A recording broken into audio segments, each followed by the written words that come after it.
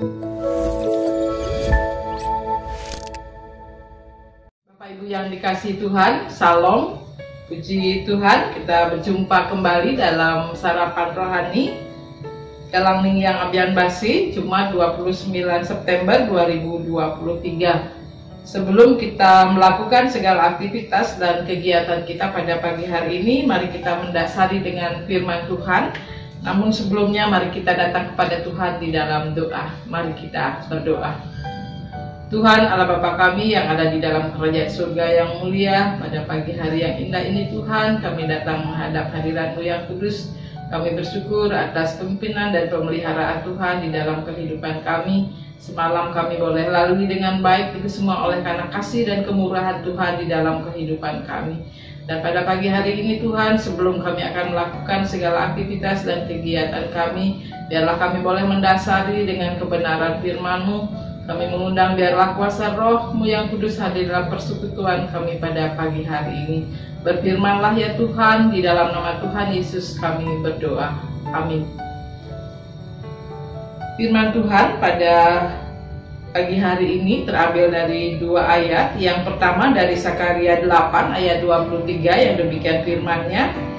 Kami mau pergi menyertai kamu, sebab telah kami dengar bahwa Allah menyertai kamu. Kemudian yang kedua di dalam Roma 10 ayat 14, bagaimana mereka mendengar tentang Dia jika tidak ada yang memberitakannya. Tema firman Tuhan pada pagi hari ini, kabarkanlah kasih Allah-Mu. Dalam Sakaria 8 ayat 23 dikatakan, beginilah firman Tuhan semesta alam. Pada waktu itu 10 orang dari berbagai bangsa dan bahasa akan memegang erat-erat jubah orang Yahudi dan berkata, kami mau pergi bersamamu, sebab telah kami mendengar bahwa Allah menyertai kamu.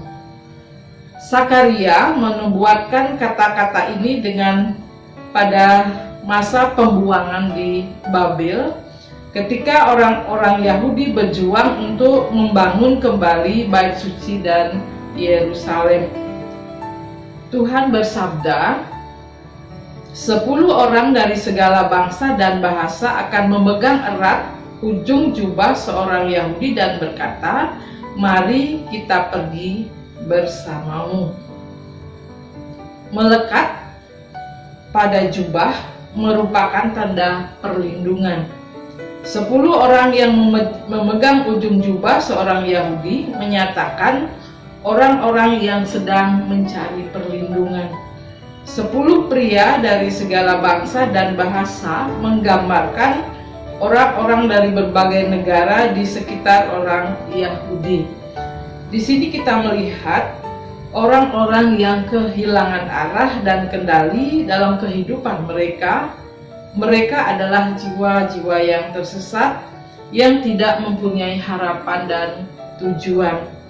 Mereka hidup dalam kesengsaraan, mereka rindu mendengarkan Injil keselamatan yang telah diberitakan orang-orang Yahudi, agar dosa-dosa mereka diampuni dan kehidupan mereka dibebaskan dari perbudakan dan keputusasaan. Dan mereka dapat hidup sebagai umat yang penuh pengharapan. Yang dibutuhkan adalah mengenal orang Yahudi, yaitu anak Daud, Yesus Kristus, yang adalah satu-satunya harapan dan perlindungan bagi dunia. Yang kedua di dalam Roma 10 ayat 14, bagaimana mereka mendengar tentang Dia jika tidak ada yang memberitakannya. Ketika Yesus sedang berjalan menyusur Danau Galilea, Ia melihat dua orang saudara, yaitu Simon yang disebut Petrus dan Andreas saudaranya. Mereka sedang menebarkan jala di danau, sebab mereka penjala ikan. Yesus berkata kepada mereka, mari ikutlah aku dan kamu akan kujadikan penjala manusia. Bapak Ibu yang dikasihi Tuhan, percaya kepada Yesus tidak cukup jika kita tidak memberitakan Injil dan menjadi saksi Kristus. Setiap kita yang sudah mengenal Allah mempunyai tugas untuk menjadi terang dan garam dunia, menjadi saksi Allah bagi mereka yang terhilang, dan membawa pesan pengharapan bagi mereka yang tidak memiliki pengharapan di dunia. Manusia mencari keselamatan, tetapi manusia tidak mendapatkan keselamatan itu dengan kekuatan sendiri. Karena itu Tuhan menyediakan jalan bagi manusia. Kuasa dan pengorbanan Kristus memberikan hidup baru, damai sejahtera, dan hidup yang kekal. Manusia hanya dapat diselamatkan karena iman, percaya, mengaku bahwa Yesus adalah Tuhan. Dalam Roma 10 ayat 9 sampai 10 dikatakan, jika engkau mengaku dengan mulutmu bahwa Yesus adalah Tuhan dan percaya dalam hatimu bahwa Allah telah membangkitkan Dia dari antara orang mati, maka kamu akan diselamatkan. Sebab dengan hati orang percaya sehingga dibenarkan, dan dengan mulut orang mengaku sehingga diselamatkan. Percaya kepada Yesus dalam hati artinya menyerahkan hati sepenuhnya ke dalam kuasa dan kasih Kristus. Namun bagaimana orang dapat berseru kepada Dia yang belum mereka percaya? Bagaimana orang dapat percaya kepada Dia yang belum pernah mereka dengar? Dan bagaimana orang dapat mendengar tentang Dia jika tidak ada yang memberitakannya? Sangatlah penting bahwa Injil harus diberitakan, supaya dengan mendengar mereka menjadi percaya dan berseru kepada Tuhan sehingga mereka diselamatkan. Maksudnya tidak ada iman kepada Kristus tanpa mendengarkan tentang Dia, karena seseorang yang belum pernah mendengar tidak akan percaya kepadanya. Ketika Roh bekerja, maka dapat menumbuhkan iman di dalam hati mereka dan membawa kepada pertobatan.